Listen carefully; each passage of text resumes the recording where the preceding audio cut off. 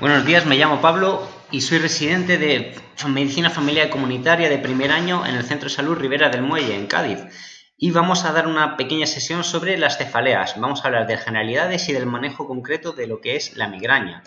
Aquí un breve índice de lo que vamos a hablar en el día de hoy, que es por un lado las generalidades de las cefaleas. Hablaremos de la migraña en sí, pasando por su epidemiología, curso clínico, la clínica, el diagnóstico y también el tratamiento y la profilaxis cuando esté indicada. Y por último haremos un breve repaso de los puntos clave. Hablando de las cefaleas, cuando tenemos un primer contacto ante un paciente con la misma, tenemos que tener en cuenta dos puntos principales. El primero es establecer claramente la cronopatología de lo que es la cefalea. Y para eso nos pueden ser útiles, entre otros, un calendario de cefaleas, para aclararnos de cuál es el comportamiento de la misma a lo largo del tiempo. Y por otro lado es identificar los signos de alarma por si nuestro paciente fuera beneficiario de técnicas de diagnóstico de urgencia. ¿Y cuándo se nos tiene que levantar la liebre? Pues es cuando tenemos a un paciente que tenga una exploración física normal, que tenga fiebre, por ejemplo, en esta exploración, las cefaleas que son de inicio súbito o de gran intensidad, o que un paciente que ya tenía cefaleas pero esta progresa, son signos de alarma, al igual que una cefalea matutina que interrumpa el descanso, que los vómitos precedan a la misma o que la clínica sea exacerbada por el ejercicio de Valsalva o al tumbarse, al ponerse en decúbito, nos tienen que alarmar.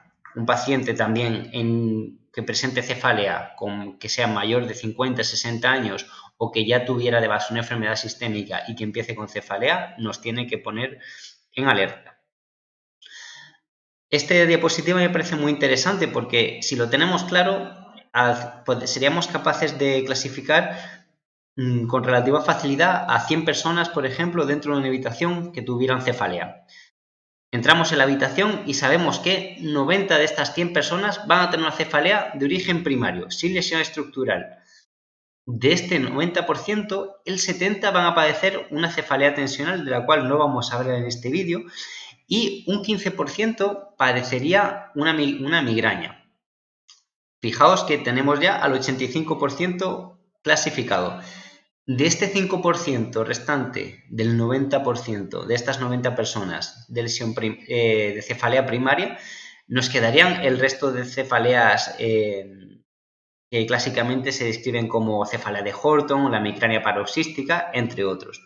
Y después de clasificar a estas 90 personas, vamos a entrar a un subgrupo de 10 personas, de un 10% de población que va a padecer una cefalea cuyo origen es secundario, y la mayor parte de estas cefaleas van a ser debidas a infecciones sistémicas y en su mayoría de vías respiratorias altas.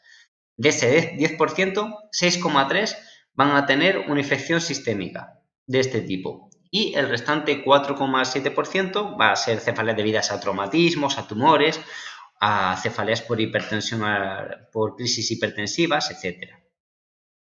Vamos a empezar a hablar de la migraña. Os pongo esta diapositiva, este dibujo, porque va a aparecer a lo largo de las siguientes imágenes y sirve muy bien como regla mnemotécnica. Ahora lo explico un poco más adelante. Hablando de su epidemiología, la migraña es la sexta enfermedad más prevalente del mundo y de todas las cefaleas que llegan a la consulta de un neurólogo, esta es la más prevalente. Además de ser la primera causa de discapacidad en menores de 50, porque un poco el perfil de esta persona que debuta con migraña son mujeres entre 15 y 30 años. Así que una gran parte del gasto que genera esta enfermedad es indirecto. Su evolución depende de factores de riesgo y comorbilidades. Algunos de estos son modificables y otros son no modificables. La mayoría de vamos a ver que las migrañas se clasifican en dos tipos, migraña crónica y migraña episódica. La mayoría de las migrañas crónicas son migrañas episódicas que han evolucionado, que se han complicado a migraña crónica. Afortunadamente, un 25% de estas migrañas episódicas que se complican pueden regresar o desaparecer. ¿Cuál es el diagnóstico de una migraña? Pues es algo eminentemente clínico y aquí entra en juego nuestro monigote. Vemos un emoticono con con alguien que tiene un dolor de cabeza unilateral, pulsátil, de ahí el corazón, y que puede estar acompañado de otros síntomas, tanto autónomos como es la sudoración o digestivos, como son los vómitos o el dolor abdominal.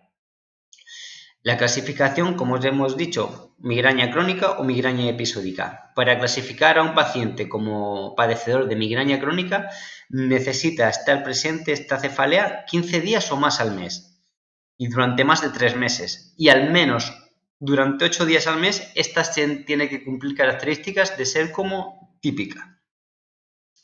La clínica por la que pasa un paciente con migraña son 4 fases. Una primera fase prodrómica que dura de 1 día a 2 días, de 24 a 48 horas, en la cual predomina un estado de hipersensibilidad o irritabilidad. Por otro lado, tenemos una segunda fase de aura que, de haberla, se presenta entre 60 minutos o 5 minutos antes del debut migrañoso. Fijaos que esta aura solo está presente en un 15% de los pacientes y, como os digo, en su mayoría esa clínica neurológica que se presenta suele ser en forma de aura visual. Y después tenemos las últimas 2 fases, que es la migrañosa, que dura entre 4 horas y 72 horas y es, ya os digo, una cefalea unilateral, pulsátil, que puede estar acompañada de síntomas digestivos y autónomos. Y por último, una fase de resolución que suele durar menos de 24 horas y es similar a la fase prodrómica, en la cual predomina un estado de hipersensibilidad e irritabilidad en el paciente. ¿El tratamiento agudo? Pues bueno, de una crisis migrañosa, pues bueno, vamos pasando pues por distintos escalones. En primer lugar, si era un paciente ya conocido como padecedor de migraña crónica, lo ideal es que el paciente haya estado tomando adecuadamente su profilaxis y además que haya estado siguiendo unas medidas higiénicas dietéticas que les permita controlarlo. Por ejemplo, si a ti tomar café te desencadena migraña, pues lo ideal es que no lo tomes. O si te genera migraña irte de fiesta, consumir alcohol y dormir pocas horas, pues es interesante que no lo hagas. Pero bueno, supongamos que no hemos podido cumplir estos 2 parámetros o que la profilaxis ha fallado. ¿Cuáles son los siguientes pasos que podemos hacer? Pues en primer lugar vamos a tener AINES. Ese es nuestro primer paso. De no controlarse con los AINES, podríamos pasar a grupos de los triptanes. Entre ellos, el que más evidencia tiene por el momento es el sumatriptán. Y podemos considerar la toma de antieméticos, porque ya hemos dicho que uno de los síntomas que puede darles a estos pacientes son los síntomas autonómicos. Tenemos que tener en cuenta también que el sumatriptán tiene una contraindicación. Ahora hablaremos un poco más adelante, pero el sumatriptán vasoconstriñe. ¿Y qué pasa si vasoconstriñe? Que si nuestro paciente tiene antecedentes de enfermedad cardiovascular, a lo mejor esa vasoconstricción puede hacer que podemos causarle una angina de pecho o un ictus isquémico si el calibre de sus arterias estaba muy disminuido. Después hemos pasado por AINES, por triptanes. Otro elemento que ha demostrado su evidencia es la oxigenoterapia a alto flujo. Una oxigenoterapia puesta a un ritmo de unos 15 litros por minuto se ha demostrado que puede reducir las migrañas en la fase más aguda. También tenemos que considerar el uso de la vía parenteral, porque si nuestro paciente está muy nauseoso, pues no va a poder tolerar la vía oral y esto ya sería algo más en manejo de la patología en medio hospitalario o al menos de centro de salud. Si pese a todo esto no hemos conseguido controlarlo completamente, en nuestras próximas visitas tenemos que pensar en la derivación al servicio de neurología para que este paciente sea manejado mediante toxina botulínica o los fármacos biológicos, suponiendo que las medidas profilácticas bien tomadas no hayan sido efectivas. Todo este escalón, todo este desglose de medidas no farmacológicas, la profilaxis, los AINES con los antieméticos, con el uso de triptanes, la oxigenoterapia y la consideración de vía oral en relación a la parenteral lo vamos a ir manejando en función de los síntomas de nuestros pacientes. ¿Y cuándo ponemos a nuestros pacientes profilaxis? Pues cuando al menos ellos tengan, o ellas en este caso, mejor dicho, tengan 3 crisis de migraña al mes o que tengan menos si esta afecta a su calidad de vida. Si además tú tienes estas crisis y tienes poca respuesta con el tratamiento sintomático, es interesante ponerte unos fármacos que te eviten estas cefaleas porque no va a ser fácil paliarlas. Si imaginaos que este tipo de pacientes que no tienen una buena respuesta al tratamiento sintomático y tenemos que intentan paliarlo mezclando muchos fármacos e incluso más de 15 veces al mes el uso de AINES o más de 10 el uso de triptanes, estos tipos de pacientes se consideran que tienen riesgo de padecer una cefalea por abuso de fármacos. Es también interesante ponérselo en estos pacientes. Por otro lado, si nuestro paciente cada vez que tiene una migraña desarrolla una aura prolongada o una crisis epiléptica, pues tiene mucho sentido intentar evitarlas todo lo posible.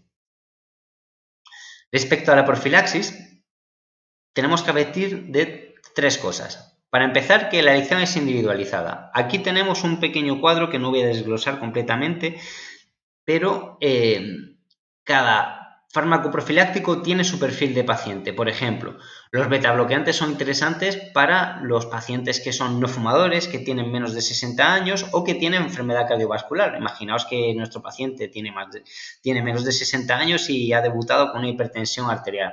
Pues fijaos, matamos 2 pájaros de un tiro poniéndoles un propranolol, ¿no? También si nuestro paciente tiene una tendencia a la clínica depresiva, ya sea combinada con ansiedad o con insomnio, la venlafaxina o la metriptilina son opciones interesantes y tendríamos que tener en cuenta también sus efectos adversos y contraindicaciones.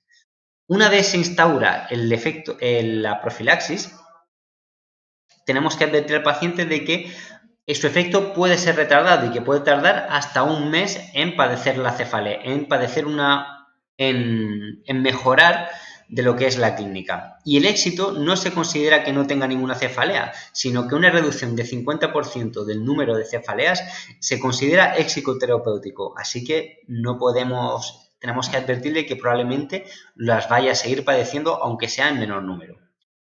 Un fármaco especialmente interesante que lo pongo abajo y es el fabotriptán en las migrañas premenstruales, y es que se pueden tomar 2 días presangrado si nuestra paciente desarrolla las migrañas en relación a las fases de su ciclo menstrual. Y estamos terminando. Simplemente recordar que la migraña es una entidad frecuente y muy incapacitante. De hecho, la mayor parte de los gastos del gasto sanitario viene de su coste indirecto. Ante un paciente con una cefalea, las herramientas más importantes son la cronopatología y los signos de alarma. El diagnóstico es clínico y su tratamiento habrá de ser escalado. En general, no están indicados ni los opioides ni los ergóticos. También tenemos que valorar la posibilidad de una cefalea por abuso de analgesia, especialmente en estos pacientes cuya respuesta al tratamiento sintomático es pobre. Y en caso de que este tipo de cefalea por abuso de analgesia se presentase, el tratamiento es retirarlo provisionalmente, advirtiendo al paciente de que es posible que las siguientes 2 o 3 semanas la cefalea empeorase para después mejorar.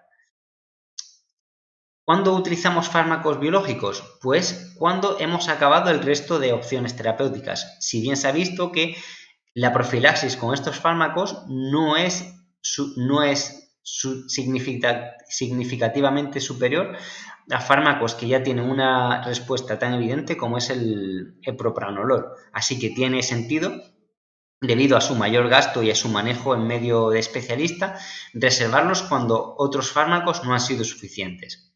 Y hasta aquí el final de nuestra presentación. Espero que os haya gustado y nada, cualquier pregunta podéis dejarlos en los comentarios. Venga, un saludo.